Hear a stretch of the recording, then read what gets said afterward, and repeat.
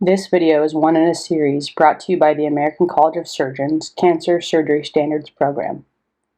The videos in this series were specifically designed to illustrate the critical steps of cancer surgery as described in the Operative Standards for Cancer Surgery manuals.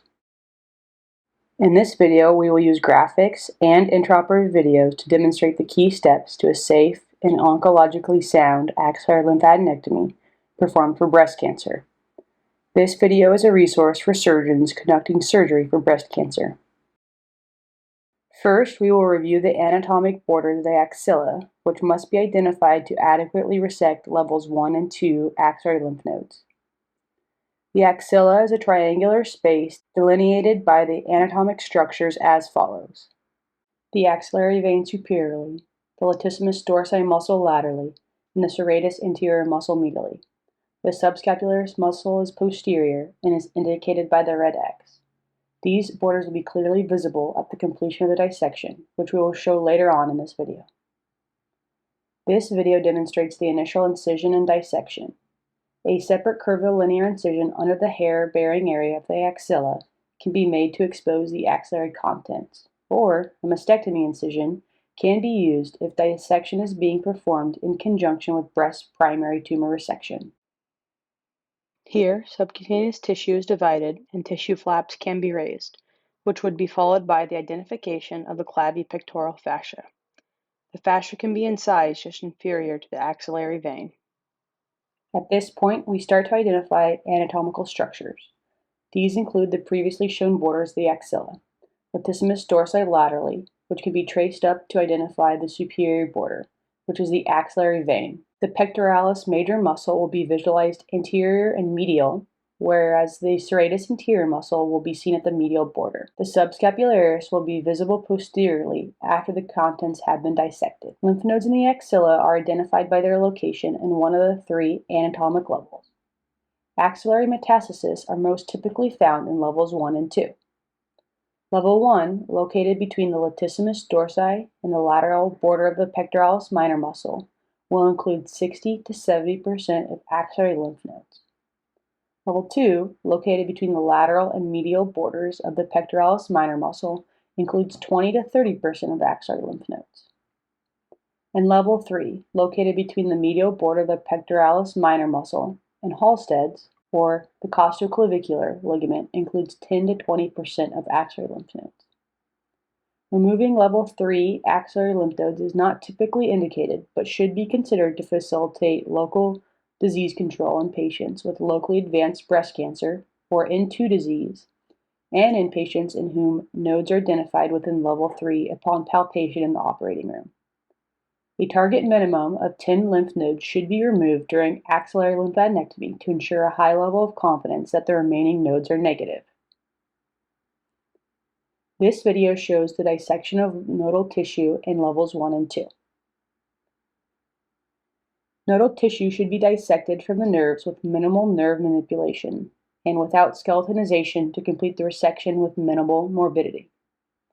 Nerve injury can result in muscle weakness, pain, limitations in movement, and anatomical abnormalities. Thus, preserving the main nerves in the axilla is critical to optimize functional outcomes. The long thoracic nerve, which innervates the serratus anterior muscle, originates from the cervical roots and travels within a fatty layer along the muscle surface. Its exact anatomy varies among patients. This video shows the identification and preservation of the long thoracic nerve. The thoracodorsal nerve innervates the latissimus dorsi muscle. It arises from C7 and C8 cervical nerve roots and descends behind the axillary vein before joining the thoracodorsal artery and vein to form the thoracodorsal neurovascular bundle. Transection of this nerve results in weakness or atrophy of the latissimus dorsi muscle. This video shows the identification and preservation of the thoracodorsal bundle. It can be transected in the uncommon situation where it is encased by tumor. In level 1, the intercostobrachial nerve exits the chest wall through the intercostal and serratus anterior muscles and crosses the axilla parallel to the vessels. Effort should be made to identify and preserve these nerves as possible. The second intercostobrachial nerve provides sensation to the skin of the medial and posterior upper arm and tends to be the largest and most superior of the intercostal brachial nerves. This nerve should be spared by dissecting it away from the axillary fat unless it is encased by the tumor. This video shows the intercostal brachial nerves after they have been dissected away from the axillary nodal tissue. The medial and lateral pectoral nerves innervate the pectoralis major and minor muscles and arise from the medial and lateral cords of the brachial plexus respectively. The medial pectoral nerve is located lateral to the lateral pectoral nerve, and its transection causes weakness and atrophy of the pectoralis minor and parts of the pectoralis major. Again, this nerve can be transected in the event of tumor involvement. Now to review the key anatomical landmarks of the axilla. Lateral is the latissimus dorsi. Superiorly, you find the axillary vein.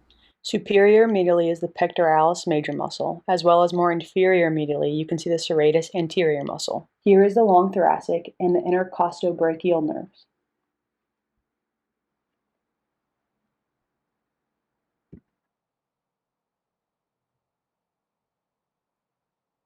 Now we demonstrate palpation of level 2 lymph nodes, which you can see were cleared out in the dissection.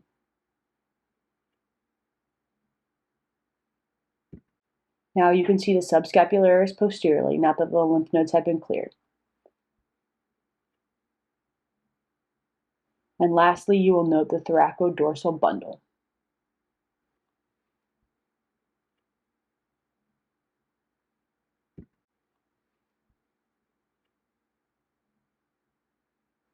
Optimal drain placement within the axilla is essential to avoid seroma formation and decrease the likelihood of delayed return to intended oncologic treatment after surgery. There is strong evidence to support drain placement after axillary lymphadenectomy. The wound is then closed in a layered fashion. Additional breast cancer surgery standards can be found in Operative Standards for Cancer Surgery Volume 1.